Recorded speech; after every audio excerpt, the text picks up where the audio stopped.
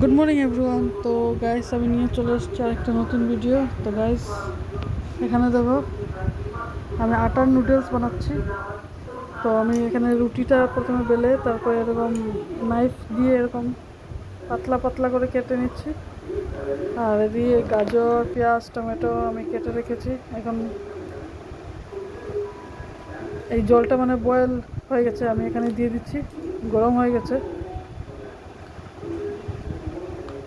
তো এটা খুবই ভালো একটা রেসিপি, তোমরা এটা ট্রাই করতে পারো।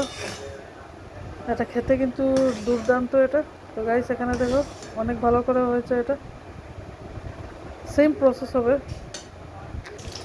তো এখানে দেখো দুটো ডিম আমি ভেজে নিচ্ছি, এখানে এগ পোচ বানাচ্ছি আমি।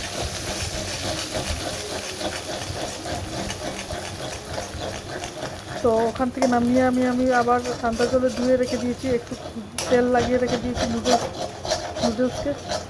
আর এখানেও ডিমটা আমি এগ পোচ ফ্রাই করে নিচ্ছি এখানে। এই যে গাইস ডিমটা ভাজা হয়ে গেছে।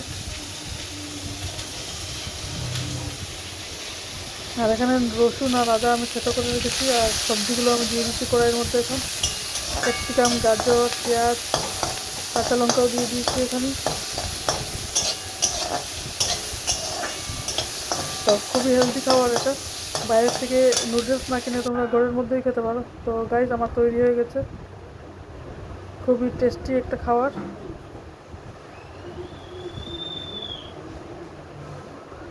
আর ব্ল্যাক পেপারও তোমরা দিতে পারো এখানে, খুবই ভালো লাগে খেতে এটা। তো আমি একটা মতিলালকে লাড্ডু নিয়ে নিয়েছি। তো তোমাদের এই ভিডিওটা কেমন লাগছে প্লিজ কমেন্ট করে জানিও। Till then bye, thank you.